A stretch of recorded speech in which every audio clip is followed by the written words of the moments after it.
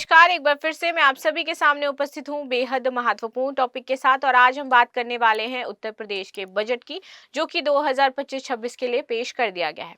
तो क्या महत्वपूर्ण चीजें रही हैं इस बजट के बारे में, चलिए समझ लेते हैं। साथ ही साथ इस बजट में एक इम्पॉर्टेंट चीज ये रही है, 92,000 लोगों को रोजगार देने की बात कही है यूपी गवर्नमेंट ने इस बजट के जरिए।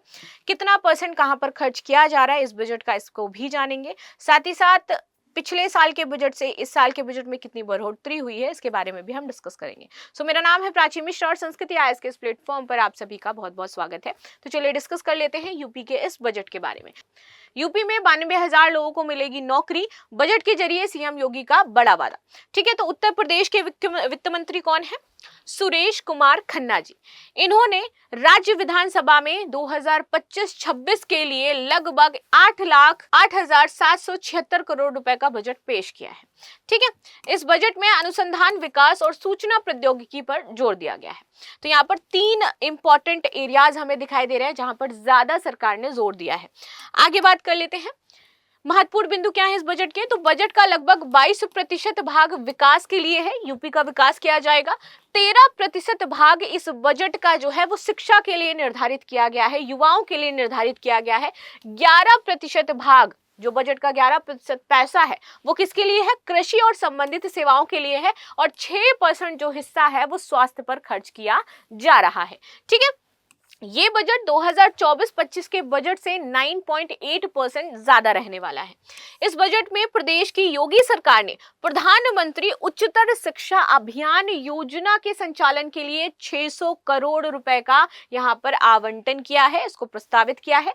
इसके तहत क्या होगा? तो रानी लक्ष्मीबाई स्कूटी योजना के अंतर्गत कॉलेज जाने वाली जो मेधावी छात्राएं हैं उनको स्कूटी प्रदान की जाएगी। तो जो भी छात्राएं जो मेधावी अपने स्कूल की और स्कूल से मतलब घर से उनका स्कूल थोड़ा दूर है या फिर पैदल हो जाती है, तो उसके लिए अब आप ये योजना है इसको याद कर लीजिए और आपके संबंधित जो लोग हैं उनको भी शेयर कर दीजिएगा कि रानी लक्ष्मीबाई स्कूटी योजना के तहत उनको स्कूटी प्रदान की जाएगी घर से स्कूल जाने के लिए। और इसके लिए 400 करोड़ रुपए का आवंटन सरकार ने कर दिया है।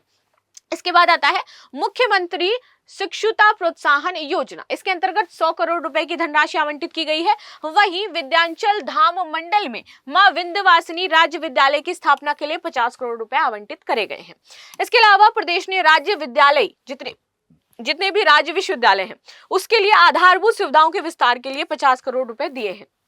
साथ ही साथ राजकीय महाविद्यालयों के निर्माणाधीन भवनों को पूर्ण करने के लिए यहाँ पर 52 करोड़ रुपए की धनराशि प्रदान करी गई है।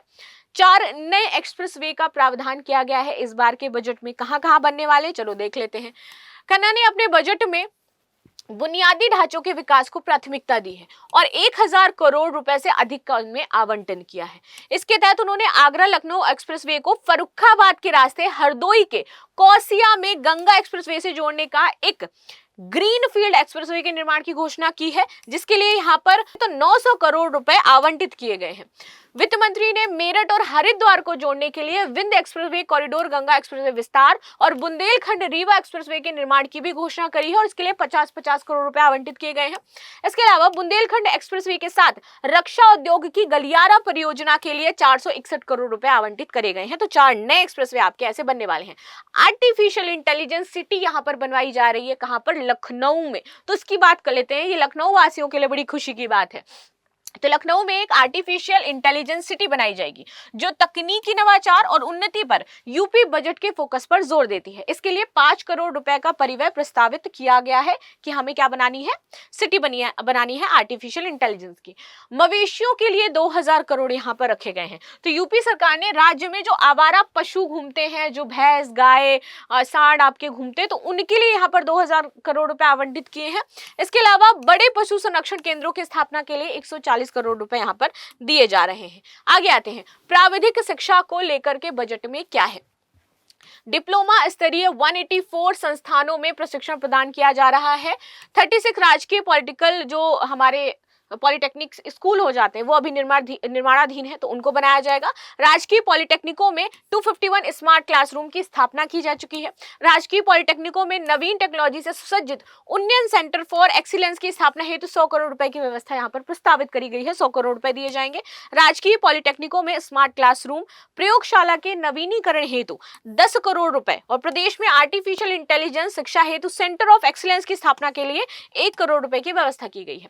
व्यवसायिक शिक्षा और कौशल की बात करें तो यहाँ पर वर्तमान व आने वाले समय में देश व प्रदेश में विकास की गति में तकनीक को श्रेष्ठतम बनाने के लिए यहाँ पर युवाओं को तकनीकी रूप से प्रशिक्षित किया जाएगा। वर्तमान में प्रदेश में 286 राजकीय औद्योगिक प्रशिक्षण संस्थान चल रहे हैं और जिसमें विभिन्न व्यवसायों में टोटल आप देखोगे तो 1,90,064 सीटें युवाओं के लिए उपलब्ध है। यहाँ पर आगे प्रदेश में विभिन्न राजकीय औद्योगिक शिक्षण संस्थानों में 47 महिलाओं के प्रशिक्षण हेतु महिला शाखा भी संचालित कराई जा रही है। प्रदेश में महिलाओं में 12 औद्योगिक प्रशिक्षण संस्थान स्वतंत्र रूप से संचालित हो रहे हैं।